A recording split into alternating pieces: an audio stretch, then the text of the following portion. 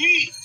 हम जनता के भरोसे है और जनता का प्रचंड अभी बंगाल में जिताया, जनता ने जिताया, बंगाल में, बिहार में जनता ने जिताया।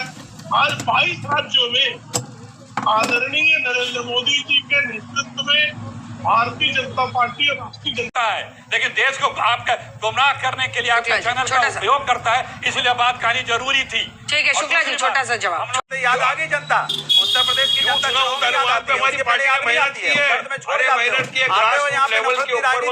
और दर्द में जनता को छोड़ के भाग जाते हो हैदराबाद। अरे हैदराबाद बहुत फैला है, हैदराबाद में आराम करते रहते हो, और जैसे चुनाव आता है वैसे ही ईंधन पता नहीं कहां से लाते हो, हेलीकॉप्टर उतार देते हो। ठीक है अनुराग जी, अब जवाब सुन लीजिए, फिर मुझे जाना है सतीश जी। पार्टनर है ना आपके, सुनिए आप हटवाइए, आप दूर हटाइए इनको पहले। ये आदमी सिर्फ झूठ बोल रहा है। आपको भी अंजना जी याद है दिल्ली की कोर्ट ने जांच एजेंसियों को फटकारा कि तुम झूठे आरोप लगाओ, तुम्हारे पास कोई तथ्य सबूत नहीं है। चंडीगढ़ के कोर्ट ने फैसला सुनाया, 12 साल से झूठे मुकदमे हमारे शीर्ष नेतृत्व पे ये बीजेपी और मोदी जी लगाते रहे। शुक्ला जी उनको पूरा करने दीजिए, उसके बाद में आपसे जवाब लूंगी। अभी आपका ऑडियो नहीं जा रहा है, रुक जाइए। लेस मात्र भी किसी भी प्रकार की, अंजना जी आप खुद जानती हैं इस बात को, कि दिल्ली की अदालत ने जांच एजेंसियों को कहा कि लेस मात्र भी किसी भी प्रकार का तथ्य सबूत नहीं है, मुकदमा बनता ही नहीं है। यही बात चंडीगढ़ की अदालत ने कहा है, और यहाँ बैठ करके सिर्फ जो विपक्ष में है उसका जो है चरित्र करने, उस पर झूठे आरोप लगाने की ये बात करते रहते हैं। 15.5 लाख करोड़ रुपए की घोटाले की सूचना और जानकारी इन्हीं भारत सरकार के सेबी ने दी है। कहाँ गया पैसा? मिल के लड़िएगा अखिलेश जी। कहाँ गया पैसा?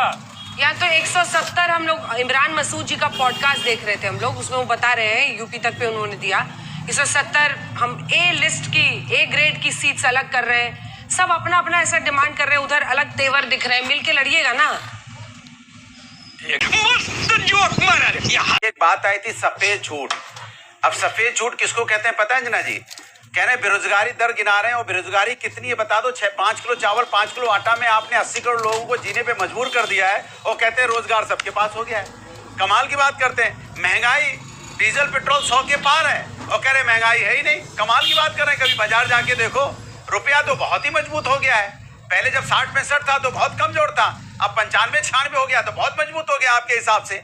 भ्रष्टाचार की बात करते थे, सारे भ्रष्टाचारियों को तो आपने अपनी पार्टी में शामिल कर लिया, सबको ले आए, डायरेक्ट इनडायरेक्ट एनडीए में शामिल कर ले। तो चाहे टीएमसी पे जिन पे आरोप लगाते थे, शिवसेना हो एनसीपी हो, सबको आपने शामिल कर लिया ना अपने पास। तो आप क्या बात कर, पार्टी तोड़ने का काम तो आपके पास है, सारी पार्टियां आपने तोड़ डाली। लोकतंत्र में पार्टियां तोड़ना मतलब अंतिम जवाब इसका, 2 लाइन का जल्दी से जवाब। आपने तोड़ना शुक्ला जी देखिए, महंगाई भी नियंत्रित हुई और 135% जब महंगाई। लेकिन एक सेकंड अखिलेश जी, ऐसा कोई नियम कानून तो है नहीं कि भाई असदुद्दीन ओवैसी के नहीं लड़ सकते हैं। इन्होंने बिहार में लड़कर सबको, देखिए ना, आपकी पार्टी के बराबर लगभग सीटें ले आए अगर बिहार में, तो ये तो कोई बात नहीं है ना कि क्यों लड़ेंगे, ये क्यों आएंगे लड़ने के लिए। अरे कौन कह रहा न लड़े? बात यहाँ पे ये हो रही है आपके द्वारा या इनके द्वारा कि वो बीजेपी को हराना चाहते हैं। अब यहीं पे देख लीजिए, अभी ओवैसी साहब बोले, बीजेपी के खिलाफ एक लफ्ज बोले अभी तक? यहीं बैठ करके सिर्फ लड़के हराने की बात करते हो भाई। जो पूरे साल 5 साल इस देश को बर्बाद कर रही है बीजेपी आदरणीय मोदी जी के नेतृत्व में, उनके जो ऐसे कृत्य हैं, देश जिससे बर्बाद हो रहा, नौजवानों का भविष्य खतरे में जा रहा है, सब महंगाई से लेकर हर फ्रंट पे, उस मोदी जी को से कब लड़ोगे?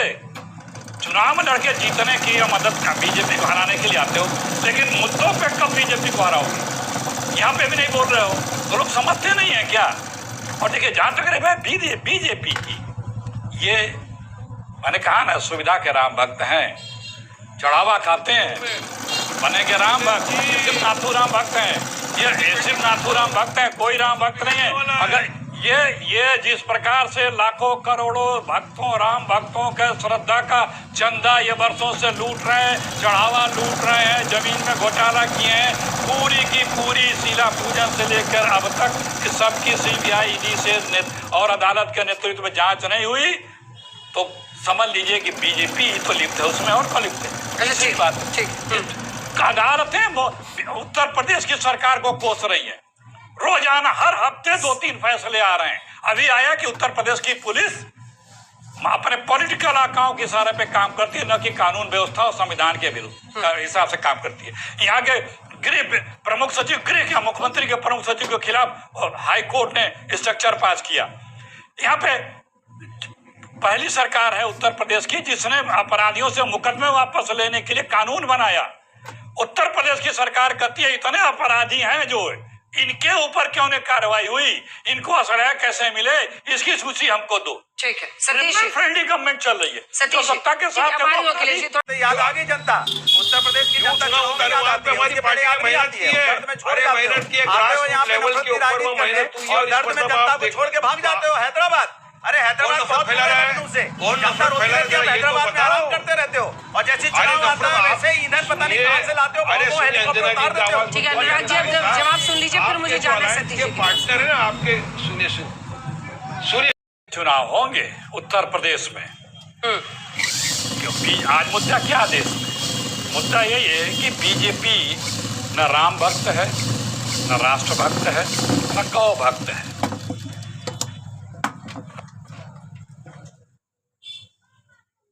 राम भक्त होते अयोध्या में हजारों करोड़ के घोटाले की सीबीआई जांच बिठाते, पारदर्शिता से न्यायालय के देखरेख में सब जगह से अब सूचनाएं आ रही हैं, रिकवरी हो रही है, चढ़ावा हिंदू सनातनी राम भक्तों के चढ़ावे का पैसा और क्या क्या चीजें गायब हो गया है। खामोश है वाजपेयी, ये कोई राम भक्त इस तरह से खामोश नहीं रह सकता। दूसरी बात, ये गौ भक्त भी नहीं है। सनातनी कह रहे हैं कि गौ हत्या पे बंद हो जाए, गौ को राष्ट्रमाता राज्यमाता घोषित किया जाए। दूसरे धर्म वाले भी कह रहे हैं, लेकिन ये खामोश हैं। ये उसको मांस का एक्सपोर्ट कराने में लगे हैं, उनसे चंदा ले रहे हैं। मुद्दों पे चुनाव होगा। उत्तर प्रदेश की कानून व्यवस्था हर तरह के क्राइम में नंबर 1 आ चुका है उत्तर प्रदेश। महिलाओं के साथ, नौजवानों का भविष्य उत्तर प्रदेश से पूरे देश में बर्बाद कर रखी है बीजेपी ने। दर्जनों परीक्षाएं यूपी में लीक हुई। ये भूल रहे हैं कि जिस देश के नौजवानों का भविष्य बर्बाद होता है, उस देश का भी भविष्य सुरक्षित नहीं रहता है। लेकिन इन्हें सिर्फ अपनी सत्ता चाहिए। नौजवानों के साथ, उनके भविष्य के साथ किस तरह से खिलवाड़ कर रहे हैं। परीक्षाएं लीक हो रही हैं, बताएंगे कि हमारे दुनिया में हम विश्व गुरु हैं, परीक्षा तक नहीं ठीक ठाक करा पा रहे हैं। देखिए अंजना जी, न हिंदू खतरे में है, न मुसलमान खतरे में। खतरे में इस प्रदेश और देश में नौजवान खतरे में है। अब रही आपकी बात राजनीतिक, 24 में बीजेपी हाफ थी, 27 में बीजेपी साफ हो जाएगी। और अभी आप जिसकी बात कर रही थी, उस ओवैसी छोटे रिचार्ज हैदराबाद वाले भाई साहब की, हिंदुस्तान में हमारे लोकतंत्र को रौंदा लूटा जा रहा है मोदी जी के बीजेपी के द्वारा। उस पर हमला क्यों नहीं करते ओवैसी साहब? यहाँ आके जो बीजेपी के ऊपर नकेल रखता है या बीजेपी को से जो लड़ रहा है उस पर हमला करते हैं। ये रिश्ता क्या कहलाता है बंगाल में? और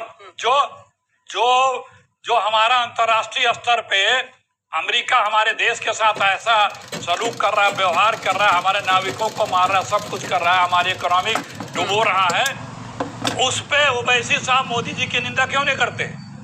ठीक है, जो मोदी बीजेपी से लड़ता है जरूरी चीज होती है। ऐसे में सीधा कह रहे हैं असदुद्दीन ओवैसी कि हम गठबंधन में शामिल होने के लिए तैयार हैं।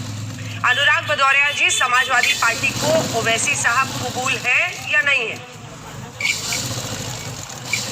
देखिए, हम लोग तो प्रभु के आदर्श और आचरण को अपनाने वाले लोग हैं। 2027 में उत्तर प्रदेश के अंदर में राम राज लाने की स्थापना करेंगे और जो जिताऊ सीट होगी वो मेरा फार्मूला होगा। और जिन नेताओं की आप बात कर रहे हो, वो नेता चुनाव के समय क्यों आते हैं, किस लिए आते हैं, किनके कहने पे आते हैं, वो सभी जानते हैं। और उनके जो ईंधन जो मिलता है उनके जहाज़ों में, ये भी सभी जानते हैं। इसलिए उन नेताओं को जनता भी जानती है, इसलिए जनता भी उनको बहुत महत्व नहीं देती है। हमारा मकसद है उत्तर प्रदेश और देश कैसे विकास के रास्ते पे जाए। नहीं नहीं, अब वो उनको अनुराग जी, पता है, सबको पता है। ओवैसी नहीं, जी का देखिए, नाम भी लेने से आप बहुत सी परहेज बातें कर रहे ऐसी होती हैं।